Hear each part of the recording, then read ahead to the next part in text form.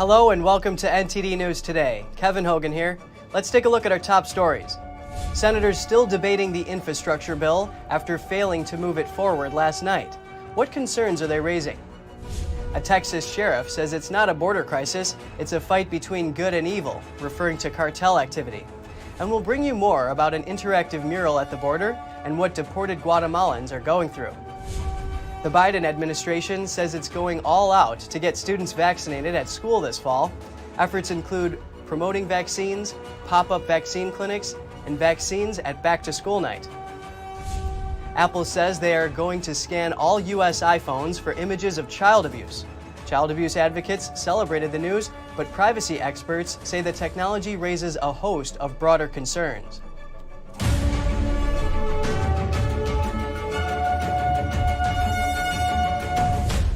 The Senate Majority Leader anxious to wrap up the $1.2 trillion infrastructure bill. They'll vote tomorrow whether to end debate and move forward. NTD's Jessica Beatty reports. The Senate will have to wait until Saturday to move forward on an infrastructure bill after failing to do so Thursday night. Senate Majority Leader Chuck Schumer wants to vote on shutting down debate on the $1.2 trillion plan. The Senate has considered 22 amendments during this process, and we've been willing to consider many more, but have encountered numerous objections from the other side. However, we very much want to finish this important bill. One amendment getting a lot of attention involves cryptocurrency. It would raise an estimated $28 billion over 10 years by updating IRS reporting requirements for crypto brokers. Some are concerned it would affect crypto miners and software developers too, hurting the development of the technology.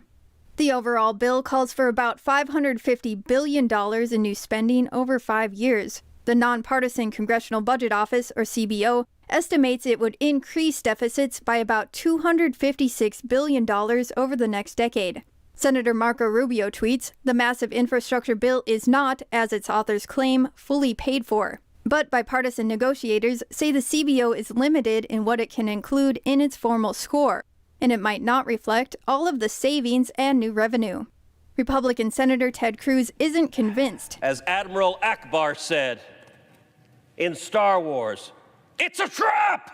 He tweets, "This bloated infrastructure bill is a down payment for Biden's Green New Deal." He says it includes $21.5 billion to create a new office at the Department of Energy called the Office of Clean Energy Demonstrations, which would give President Biden's Secretary of Energy the power to use taxpayer dollars to invest in whatever green energy initiative she likes. 60 votes are needed Saturday to end debate on the bill.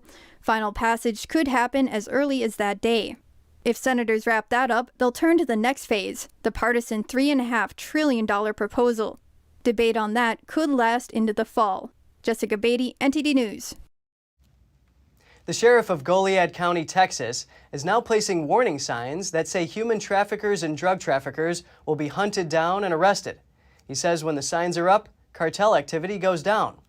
This while an interactive mural goes up on the Mexico side of the border, telling the stories of migrants who arrived in the U.S. as children, but were then deported.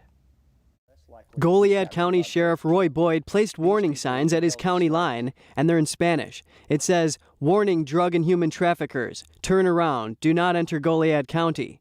Go around, or else otherwise we are going to hunt you down and put you in Goliad County Jail." He says the signs work because when they're up, no new activity occurs at the 13 stash locations they monitor. But after the Texas Department of Transportation took the signs down, they noticed fresh cartel activity. Boyd says the signs comply with Texas Transportation Code. Texas DOT did not immediately respond to our request for comment. He says it's not a border crisis. It's a war between good and evil. And he says the only way for people to grasp the severity of the conflict is to realize there is evil and that good must rise up, or else the evil will take over. On the other side of the border in Tijuana, a mural project tells the story of 15 migrant children whose parents brought them to the U.S., but were later deported. The artist said she wanted to focus on people who couldn't get DACA status and were later deported back to Mexico. One migrant says the saddest part about being deported was that it was like being kicked out of a home. I was deported because I committed a crime at the age of 19. Even though I was rehabilitated in prison and I did many classes, I went to college. Despite this, the judge told me that it would not right the wrong. We also hear the challenges faced by dozens of Guatemalan migrants who were flown to their home country after being deported. A migrant says the U.S. gave them a COVID test and told them they were being returned to their country at 1 a.m. We started crying because that was not the plan that we had, to give a future to our daughter. But what could we do if they deport us? We have practically nothing here. We sold everything. We're here to live freely. What are we going back to in Guatemala? A Guatemalan official said this is the third flight returning deportees this week. The majority of them were young families with kids. A proposal to open a federally funded center to house illegal immigrant teenage boys is dealt a setback.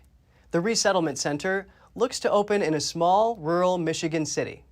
The Alma, Michigan Planning Commission voted 4-2 to reject the rezoning request from Bethany Christian Services. The nonprofit planned to contract with the federal government to house and care for between 15 to 25 illegal immigrant youths at the proposed facility. Planning Commission member Matt Schooley said he cannot see how the project would have served the health, safety, and general welfare of the community. But an Alma resident named Susan told the Epic Times she is embarrassed that the town isn't more welcoming. The Planning Commission's recommendation now moves to the Alma City Commission for consideration. The Biden administration plans to unleash an all-out effort to get students over 12 vaccinated at school this fall. And administration officials are organizing influential groups and people to promote vaccines to students and parents. NTD's Colin Fredrickson has the story. The Biden administration announced a major initiative to get kids vaccinated at school this fall. They plan to host vaccine clinics at schools and have pediatricians offering vaccines on back-to-school night. Education Secretary Miguel Cardona says he wants pop-up vaccine clinics at every school in the country. The administration is doing everything they can to get more kids vaccinated. We are doing everything in our power, Anna, to make sure we have vaccination clinics set up, that we're giving the tools. We have a return-to-school roadmap with tools for families and districts. We're encouraging states. I'm having conversations with governors, with superintendents, with state leaders. The administration also plans a major promotion campaign to encourage parents to get their kids vaccinated. They're working with school districts, teachers, students, celebrities, and others to promote vaccines. And Cardona says he'll try to find common ground with leaders in states that banned mask mandates. You know, we all share the same goal. We want our students in the classroom safely. And, you know, we're going to work with the Department of Education. We'll work with Florida, with Texas. There are students, too. Currently, the vaccines only have emergency approval, but a priority review would allow the FDA to give full approval in just 6 months, a process the agency started with the Pfizer vaccine in July. We want to make sure people feel confident that it got final approval. I think that's going to help tremendously. The FDA's acting commissioner has said the agency plans to complete its Pfizer review even earlier than the 6-month deadline. Cardona and Second Gentleman Douglas Emhoff will publicly kick off the campaign next week when they visit a back-to-school vaccine clinic in Topeka, Kansas. Colin Fredrickson, NTD News. Things aren't looking good for David Chipman, President Biden's pick to lead the ATF. That's the Bureau of Alcohol, Tobacco, Firearms, and Explosives. Some in the Senate Democratic caucus are withholding support for Chipman, and a vote to advance his nomination before the August recess is unlikely. Senator Angus King, an independent, says he's undecided, as do other moderates like Democratic Senators Joe Manchin and John Tester. On the other side of the aisle, gun control opponents and the National Rifle Association have scrutinized Chipman for his work as a top advisor with the anti-gun violence group Giffords. The group was started by former Congresswoman Gabrielle Giffords after she was severely injured in a deadly 2011 shooting rampage. The Justice Department's Civil Rights Division is launching an investigation into the city of Phoenix, Arizona, and its police department over how they treat homeless people. Today, we are announcing that the Justice Department is opening an investigation into the city of Phoenix and the Phoenix Police Department. The investigation will determine whether the Phoenix Police Department engages in a pattern or practice of violations of the Constitution or federal law. According to a news release, the DOJ will look at whether Phoenix police officers engaged in a pattern of deadly force, retaliatory activity against people for conduct protected by the First Amendment, discriminatory policing, and unlawful seizes or disposes of the belongings of homeless individuals. As part of this investigation, DOJ officials will reach out to community groups and members of the public to learn about their experiences with Phoenix police. U.S. Attorney General Merrick Garland made the announcement Thursday. Phoenix city officials said they embrace and welcome the investigation. Illinois officials will not be criminally charging a police officer for accidentally shooting a teenager. They found that the officer's actions were justified. NTD's Miguel Moreno has more on that. It was an awful accident. In 2019, teenager Rylan Wilder was caught in Des Plaines police officer Jimmy Armstrong's line of fire. He was shot once in the arm. Fortunately, it wasn't fatal. The officer entered this music studio in pursuit of Christopher Willis, who ran into the building after robbing a bank, hijacking a car, and shooting an officer in the head. Willis was shot multiple times and died later that night. Cook County State Attorney Kim Fox refused to charge Armstrong, saying there isn't enough evidence for criminal charges. Their report says the officer acted reasonably in using deadly force against the robber. It went on to say there is no evidence to suggest that Officer Armstrong intended to shoot the teenager. But a lawyer for the Wilder family told a local Chicago station they're now suing the police department. Their lawyer called the shooting reckless, implying that Armstrong could have used a handgun instead of the AR-15, which dealt a lot of damage to Wilder's arm. Miguel Moreno, NTD News. Apple announced Thursday they're going to scan all iPhones in the U.S. for images of child abuse. But privacy advocates warn that in the wrong hands, the technology could be used as a surveillance tool on a much broader range of targets. NTD's Don Ma has the story. Apple says it's going to scan all iPhones in the U.S. for child sexual abuse material, or CSAM, and it will report illegal images to the National Center for Missing and Exploited Children. In a blog post, Apple announced it created breakthrough technology to perform the scan, and it's going to use it to search iCloud photos for CSAM. John Clark is the president and CEO of the National Center for Missing and Exploited Children. He applauds the plan and calls it a game changer for protecting children. But privacy experts are sounding the alarm about the technology. Ross Anderson is a professor of security engineering at the University of Cambridge. He calls Apple's plan appalling. He tells the Financial Times that it's going to lead to bulk surveillance of phones and laptops. Matthew Green, a cryptography professor at Johns Hopkins University, tweets, "This sort of tool can be a boon for fighting child pornography in people's phones, but imagine what it could do in the hands of an authoritarian government." Apple says the technology is part of a child protection program that it plans to expand. They say it will roll out with the next operating system update later this month. Don Ma, NTD News. The main thoroughfare in a historic California gold rush town was in smoldering ruins hours after the state's largest wildfire engulfed the helmet of Greenville in the Sierra Nevada mountains. Fire crews worked to extinguish fires in Greenville after the Dixie Fire roared through on the previous night. Greenville is north of Sacramento. Apocalyptic images from the burnt-out center of town show Greenville's quaint main strip in heaps of ashes and debris. The Dixie Fire has been raging in the area for 3 weeks. It's burned over 430,000 acres. That's 676 square miles. It moves the blaze from the state's 6th largest wildfire ever to its 3rd largest overnight. But Cal Fire said there were no injuries or deaths reported. It is among more than 12 wildfires burning around the state. Tennessee's 48-hour abortion waiting period will stay in effect after a federal circuit court upheld a state law. That law requires abortion seekers to first speak with a doctor who would provide information about the procedure and alternatives to abortion, then wait 48 hours before deciding whether to go through with the abortion. The decision is a result of a decades-long legal battle that saw voters amend the Tennessee Constitution to specify that it doesn't protect the right to an abortion. Tennessee Attorney General Herbert Slatery, a defendant in the case, applauded the decision. Only one of the circuit court's 16 judges disagreed with the ruling. In her dissent, Judge Karen Nelson Moore calls the law stigmatizing and burdensome. The U.S. Supreme Court is scheduled to hear an abortion case later this year, which could have landmark implications on future abortion law cases.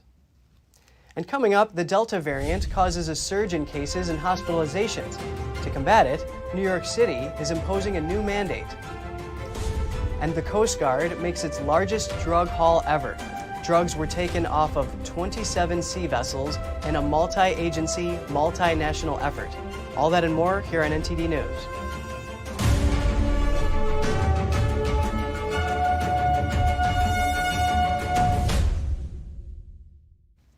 The number of new COVID-19 infections climbed to a 6-month high in the United States. More than 100,000 infections were reported on Wednesday as the Delta variant continues to surge. NTD's Andrew Thomas has the story.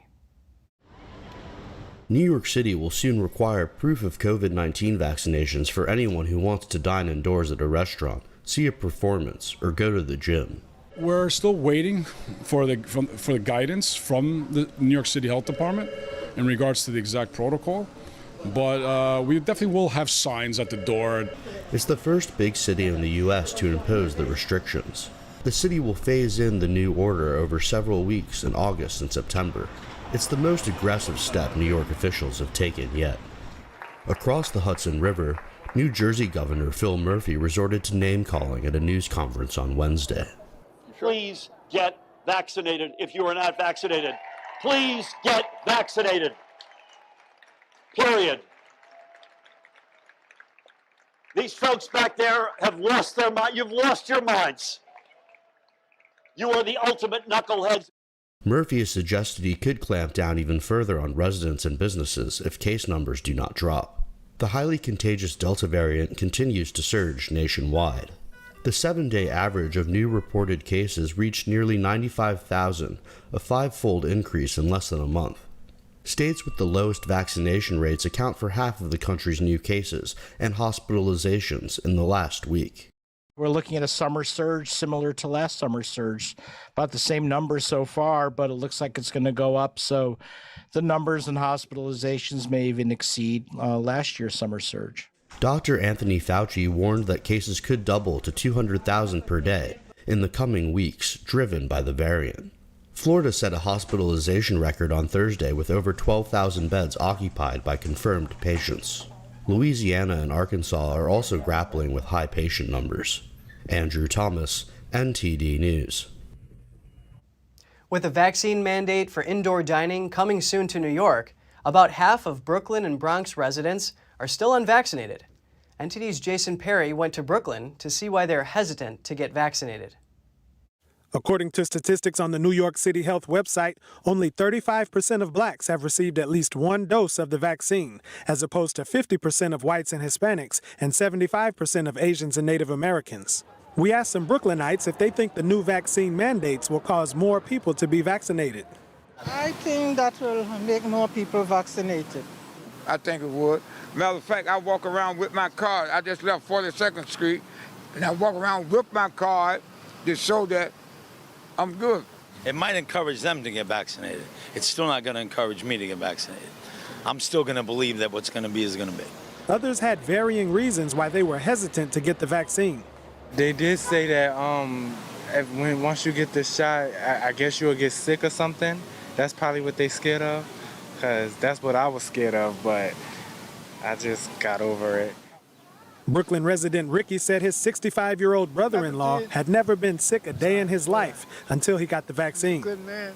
He took the vaccine like he's supposed to, and he got sick, and he made my sister and my niece and my great-niece sick. They went in the hospital, they recovered, and he came out and he went back, and the vaccine killed him. Ricky said his brother-in-law was on a ventilator for about a week before he died in March after getting the vaccine. He advised everyone to consult a doctor before getting vaccinated. One Brooklyn resident gave historical reasons why blacks may be hesitant to trust the vaccine. Things like the Tuskegee program, where people was experimented on, black people was experimented on with syphilis, actually injected syphilis in them, and wanted to watch the duration of how the effects of syphilis would affect them. And, you know, as evil as that is, they'll forever be apprehensive to trusting, and that's understandable. The Tuskegee experiment was a study performed by the CDC and the United States Public Health Service in which blacks were injected with syphilis without their knowledge. The purpose of the study was to observe the natural history of untreated syphilis, a sexually transmitted disease. The experiment began in 1932 and lasted until inside information about the study was leaked to the press in 1972. Beginning on the week of August 16th, New York City will require proof of vaccination for all customers and workers for indoor dining, gyms, and indoor entertainment such as movie theaters. Enforcement of the policies are scheduled to begin on the week of September 13th. Jason Perry, NTD News, New York. A Coast Guard vessel offloads the largest single haul of illegal drugs. The catch comes after 10 American, Dutch, and Canadian ships stopped 27 drug smuggling vessels. Today, the crew of James will offload 26 metric tons of cocaine and marijuana interdicted by multiple Coast Guard units, CBP air assets, and Canadian partners, with a wholesale street value of over $1 billion, which is the largest offload in James' operational history and double what was interdicted during our fall 2020 patrol. Interdicting these drugs helps bring hope, stability, and economic prosperity to the Western Hemisphere, a neighborhood that we share with so many partner nations that are also committed to the rule of law and democratic values. Together, we will disrupt, defeat, and degrade transnational organized crime. The drugs were brought into port on Thursday at Port Everglades in Florida. The Coast Guard offloaded almost 60,000 pounds of cocaine and nearly 1,500 pounds of marijuana. The Coast Guard says the drug vessels were captured off the coasts of Mexico, Central and South America, and the Caribbean Sea. The campaign involved the Pentagon, the Justice Department, and Homeland Security. The Coast Guard boards suspected vessels. Other agencies and international partners monitor vessels and prosecute smugglers. In 2020, President Trump directed the Pentagon to boost efforts against illegal drugs in international waters. The Defense Department then deployed 75% more surveillance aircraft and 65% more ships for these types of operations. Just ahead, seafood prices are rising, which should mean good news for local fishermen. But company owners say they're having problems because they can't find workers to help them. A new app has Gen Z taking the used clothing market by storm. The online hub allows young people to buy and sell items and has some 30 million users. Stay tuned for more.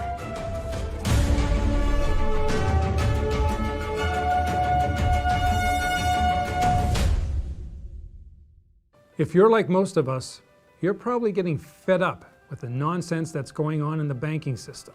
Did you know that top U.S. banks have recently amended their depositor terms and conditions to include the words bank failure and what's required of you in 24 hours if, or should I say when, it happens? Don't get blindsided by your bank. Call GSI Exchange today to pick up your complimentary copy of the Bank Failure Survival Guide at 866-424-2382. We'll also send you the required format to file with your bank within 24 hours of their failure, which is now required by the top banks to avoid freezing of your funds. Yes, the top banks can now freeze your money. The world is in a strange place, and banks are constantly changing the rules. So stay on top of the current events that really matter by calling GSI Exchange and requesting your free guide at 866-424-2382. Secure, the true solution for your digital privacy and security. Secure is a private and secure messaging and email solution hosted in Switzerland, using military-grade encryption and Swiss privacy laws, giving you true privacy. Secure is 100% private and does not collect or sell any of your personal data. Secure's Helix technology connects you securely to our Swiss servers without the need of a VPN, guaranteeing privacy and security for all your communications. Secure Messenger doesn't require your phone number or any personal data that hackers target. Chat by Invites allows you to chat privately and securely with anyone outside of your secure network without the need for others to download Secure. Secure Send offers you a private and secure way to email anyone outside of Secure. You won't find this level of privacy or security on any other email or instant messaging application. Visit secure.com. Regain and protect your privacy today.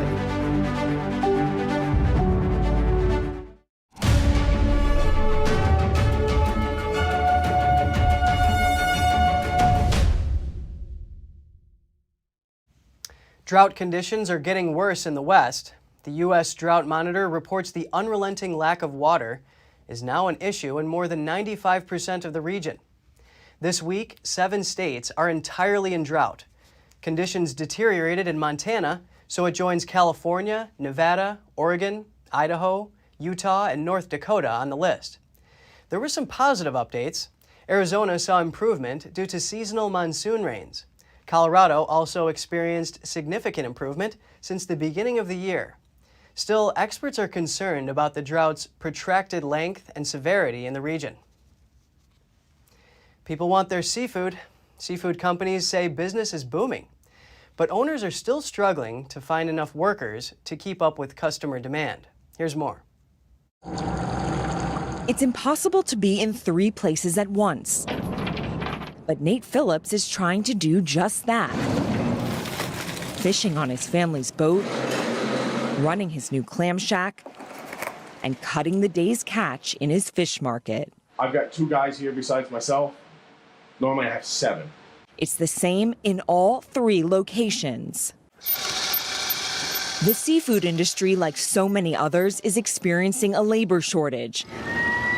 And it's currently high season in Greenport, Long Island, where seafood is in demand. U.S. seafood prices are up 2.5% since last year, the fastest pace in years. This should be good news for Phillips, but he says customers often leave frustrated and without making a purchase. With little staff, people are forced to wait. The U.S. imports up to 85% of the seafood we eat. But with slowdowns in international trade, there's even more pressure on U.S. operations to make up the loss. In Louisiana, it's the tail end of the brown shrimp season. But a lousy harvest and fewer workers means less business for places like Louisiana New Pack Shrimp Company. We have to use temporary agencies to get people to come in, and it's hard to get them even today. Carl Turner runs the plant and says many workers are either collecting unemployment or left the industry for good. People want to work in different industries, cleaner industries, and it's a challenge to attract people to work in the shrimp processing plant. In the Gulf Coast's bayous, Faith Family Shrimp Company owns this dock and 5 boats. But the family sold 2 because they couldn't find anyone to run them. If I would have known what I know now, 5 shrimp boats, a big shrimp dock facility, I would have had 5 sons. It's a grueling, messy, monotonous business, but one that takes skill. We'll start people out at a really good pay, a really good hourly pay, and in a week or 2 they quit, and we're like, what's going on? And it's very hard to replace them. This is where Phillips says he needs to be, but the lack of workers leaves him to choose between working on land or at sea. Shopping app Depop is taking the sustainable fashion world by storm. More and more young people are using it to buy and sell used clothes. For some, it's even become a full-time job. NTD's Andrew Thomas has the story. 20-year-old Moira Campos spends most of her time scrolling on her phone, double-tapping perfectly curated pictures on her feed. This is Depop, the shopping app made for and driven by young people. Depop is an online hub where you can buy and sell reused clothing, and has some 30 million users across nearly 150 countries. I had all these clothes in my closet that I don't use anymore, and I came across this girl on YouTube who would sell her old clothes on Depop to make money. So I started doing that, and that's how I started with Depop. Depop has become a full-time job for the Cleveland-based entrepreneur. With some help from her brother, she manages to run her online store, buy, wash, store, and ship. She also models. Her first sale was a Tommy Hilfiger sweater and made $20. But there are questions about the ethics of Depop, too. Savvy young sellers who buy clothing in bulk from thrift stores might be able to mark up those items on Depop for twice the price. Many fear that profitability might end up trumping sustainability. Depop is having an impact on the second-hand clothing market, worth $64 billion in the US alone. And some experts say regular retailers should be worried about competition. It keeps people coming back because this isn't about one brand. This is a myriad of brands and looks. So the influencer can say, hey, if you want florals, I went here, this is what I found, and this is what's cool. Depop has rapidly risen in popularity over the past year, fueled by shuttered retail shops and surging online shopping sales. Andrew Thomas, NTD News. Still to come, the Chinese tech crackdown has cost the industry trillions already. Now, its newest target is the video sharing app Pacquaio. What's behind the crackdown, and could the industry recover soon? Find out more on NTD News.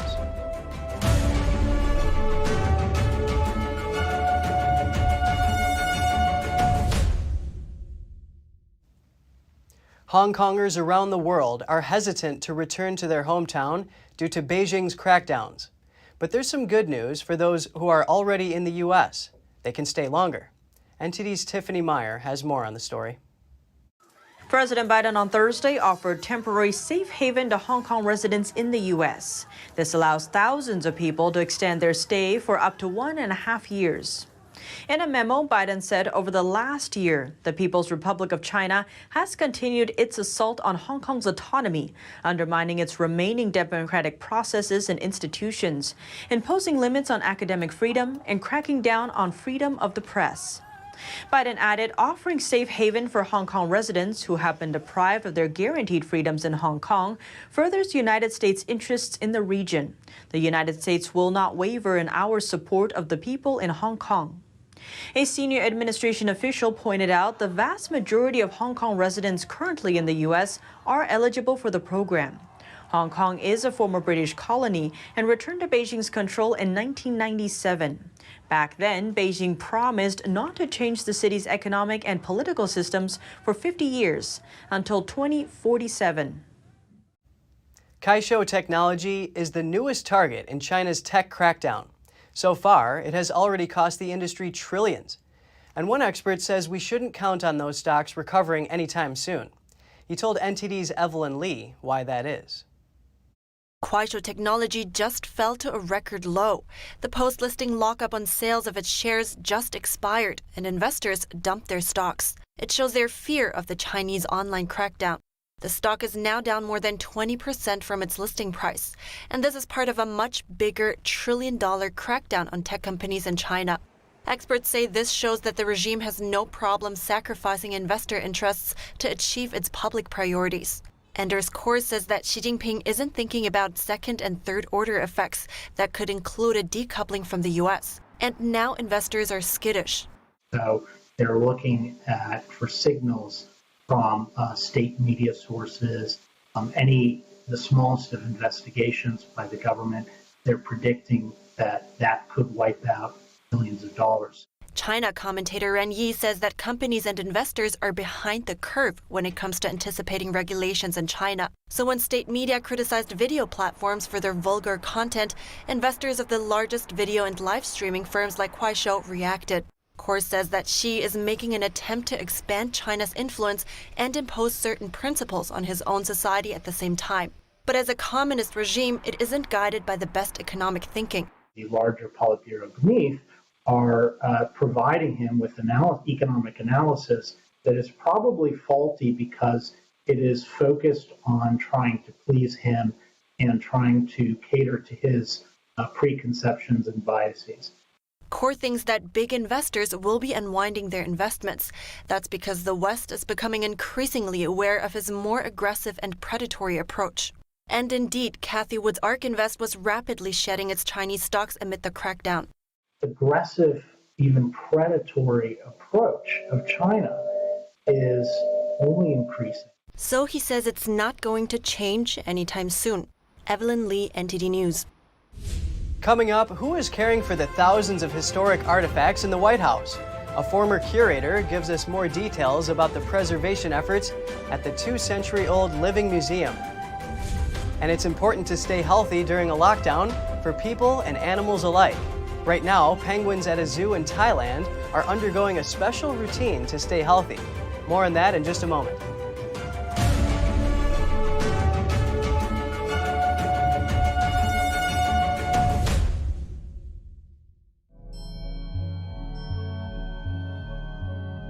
Peace comes from within. I am the light of the world. He who follows me shall not walk in darkness, but have the light of life. The human body is the temple of God, and religion is the experience of God within yourself. Are you ready to discover the truth within yourself? Book an appointment now at divinelight.com. You worked hard for your money. You invest in stability for your retirement and your family's future, to build and leave them with something greater. The next unprecedented financial crisis, political misstep, or unstable government can depreciate it all away. It was called the gold standard for a reason, the financial preservation of tomorrow. Diversify your assets against inflation, market volatility, and the unknown with real money. Hedge your wealth with the purest form of money, physical gold and silver. Because any currency printed on paper can be manipulated. What's backing up your IRA? Do what you need to do right now to be prepared with the Reagan Gold Group. Visit now, rggusakit.com, or call us at 866-912-1384. Receive up to $2,500 in free silver coins and a free safe with your new precious metals IRA. Call now.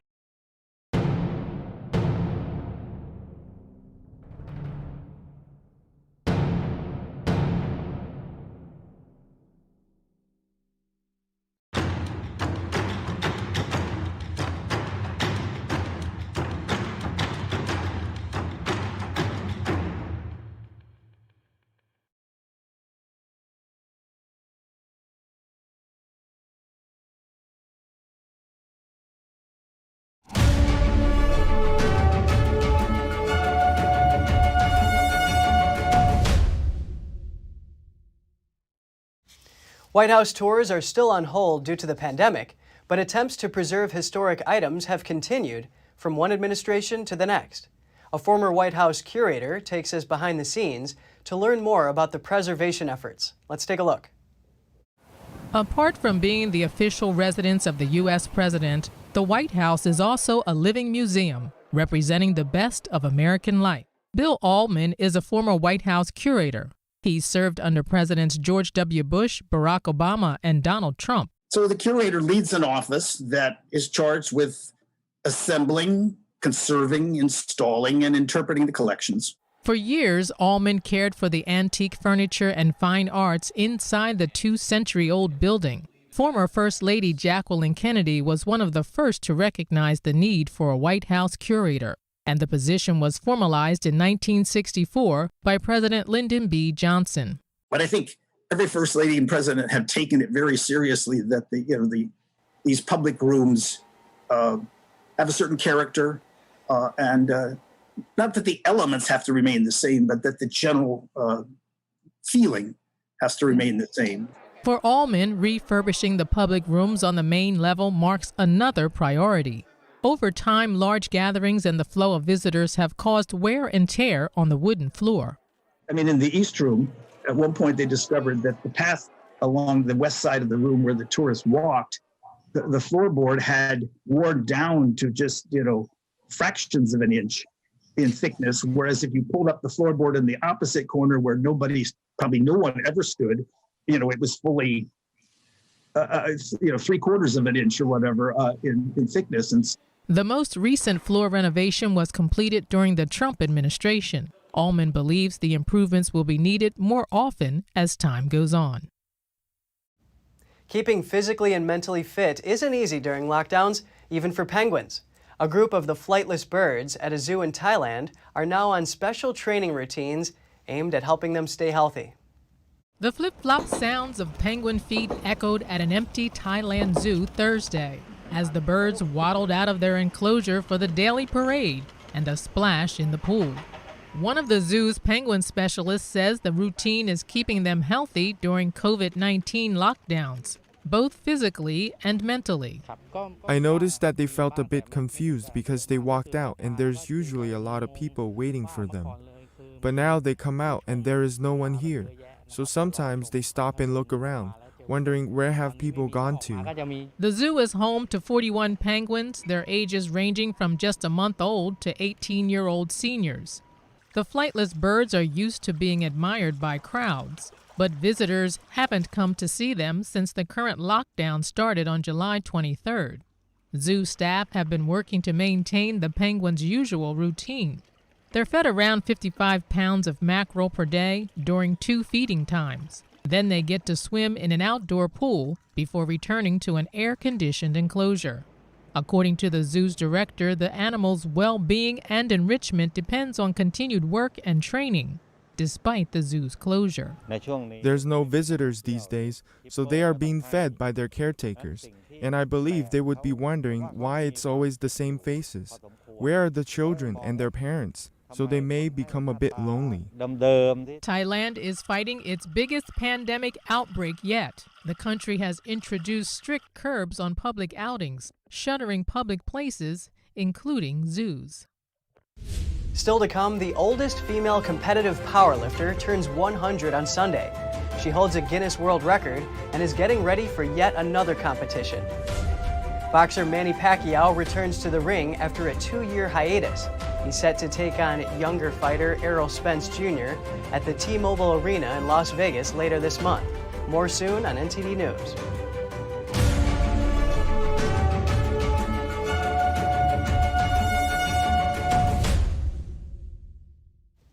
Two Belarus coaches who cut short sprinter Kristina Szymanowskaya's Tokyo Games have had their accreditation revoked and were removed from the athletes' village, the IOC said on Friday.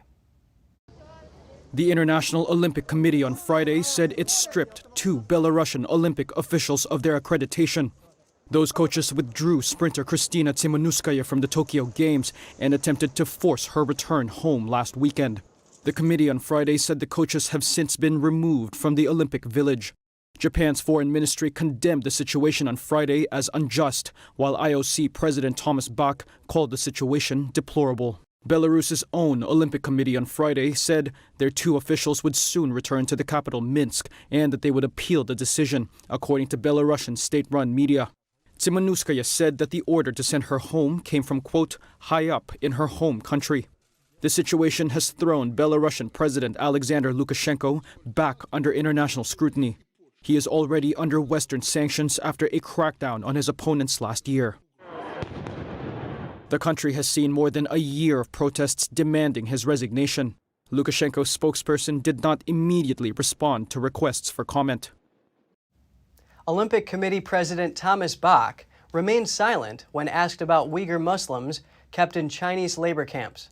Beijing is set to hold the Winter Olympics next year. I know you would condemn racism. I know you'd condemn anti-Semitism. You'd condemn sexism. Are you willing to condemn the internment of Uyghur Muslims in camps in China?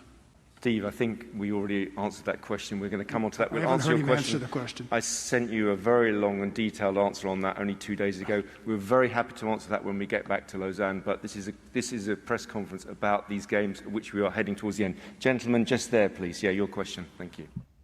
China will host the Winter Olympics in February.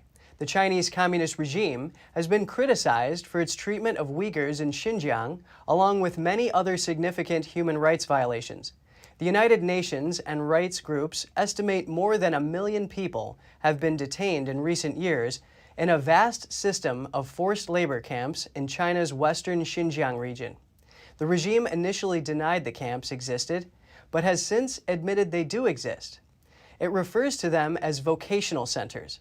In previous written statements, the Olympic Committee did not name China, but has said it recognizes that human rights need to be upheld. But it says it is powerless to change conditions. Many have called for a boycott of the Beijing Games. A great-great-grandmother and the oldest female competitive powerlifter is due to turn 100 years old on Sunday. NTD's Andrew Thomas has the story. Edith Murway Trena holds the Guinness World Record title for the oldest female competitive powerlifter at 99 years old.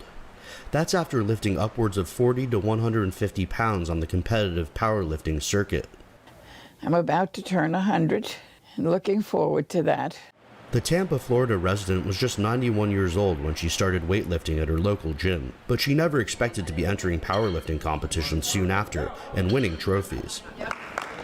While I was watching those ladies doing their thing, I thought I might just as well, since I was there, so it shouldn't be a total loss, I might just as well pick up a few bars, so I did. And they got to be fun.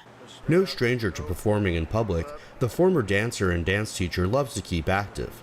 She's getting ready for her next competitive meet in November, with help from her trainer, Bill. Bill is getting me ready now to go back to lifting my body and controlling my balance. So I'm expecting that in November I will have another trophy with a whole bunch of applause and take it from there. We go. The Powerlifting Centenarian's Achievement is published in the new Guinness World Records 2022 edition, out in September.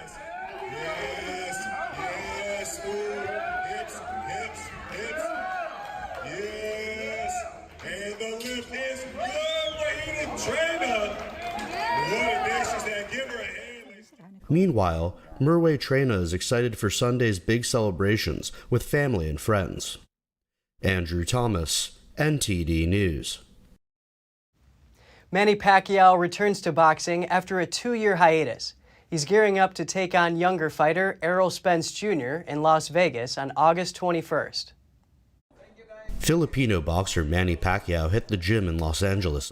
The legendary boxer is preparing for a return to the ring to face Errol Spence Jr. after more than a 2-year absence from boxing. It's nice to be back in the ring for 2 years and happy, and this is very important to add my legacy. To win this fight is very important. Pacquiao will fight Spence later this month in Las Vegas. He said it would be challenging to take on the 31-year-old American. It's going to be a big challenge because he's undefeated, young, and taller than me and southpaw. So there's a couple of things to adjust in training. So I think we did our best in training camp. Pacquiao's legendary boxing trainer, Freddie Roach, said he's sure the 42-year-old could beat Spence. Spence is dangerous. He's a good puncher. But the thing is, Manny's so much faster and can outbox him. And I feel that's how we're going to win the fight. Pacquiao beat Keith Thurman in a split decision to win his since vacated WBA super welterweight title belt in July 2019. Pacquiao used his meeting with the media to praise the Filipino Olympic team for its performance in Tokyo. I'm so happy. I'm proud to be a Filipino because of the all athletes who participated in Olympics and bringing honor and gold medal, silver and bronze in our country. The Pacquiao vs. Spence fight will take place at the T-Mobile Arena in Las Vegas on August 21st and will be available on Fox pay-per-view. Andrew Thomas, NTD News. Beets. These red roots can deliver better cognition, cardiovascular health, and athletic performance.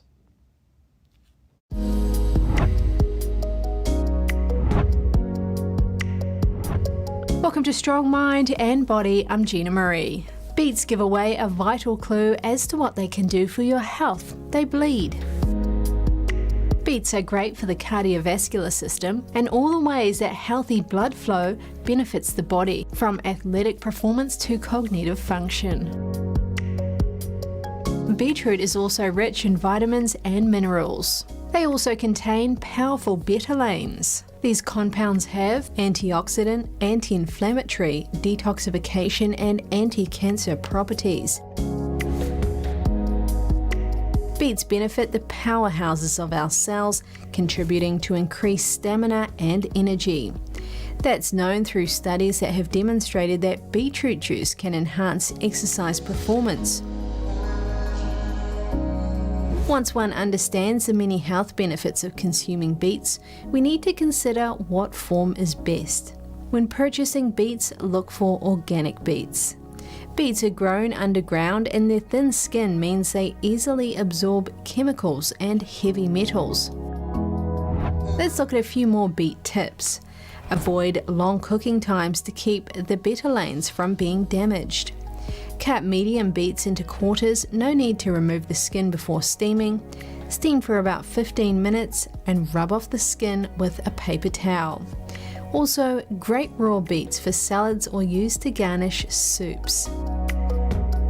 If you are not into eating the actual vegetable, consider a high-quality beet powder prepared from organic beets. These powders can be mixed into water or smoothies and can come in capsules. Beets are high in carbohydrates. For example, 1 cup of cooked beets has about 17 grams of carbohydrate, causing many to think that beets are off the table for them. But if you follow a low-carb or ketogenic diet, you can enjoy all the benefits of beet nutrients without consuming too many carbs from beets if you choose to use beetroot powder. Beets are nutrient-dense root vegetables offering a unique source of phytonutrients that have been shown to provide antioxidant, anti-inflammatory, detoxification and anti-cancer properties. The research on the health benefits of beetroot is growing. The National Library of Medicine lists nearly 700 studies. 22% of the studies were published within the last year. Beetroot is a remarkable vegetable that can be enjoyed by everyone desiring to boost health and performance to new levels. Thanks for watching. At NTD, we're honored to be your source for the news. Catch us again tonight at 6:30 Eastern. In New York City, I'm Kevin Hogan.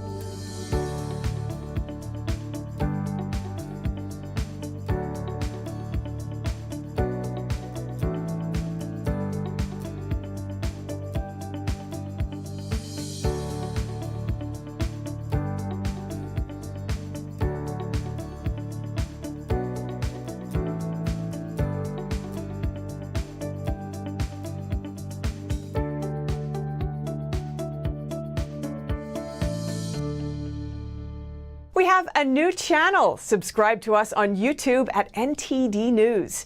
Get the highlights of our news broadcast and the most important headlines that we curate especially for you. Don't let YouTube decide what information you get. That's your choice. YouTube is deleting our videos and cuts you off from a source of honest reporting. Make sure you don't lose access to NTD's news content and take a quick moment to subscribe to our newsletter so no matter what happens here, you'll keep your access to a trustworthy news source.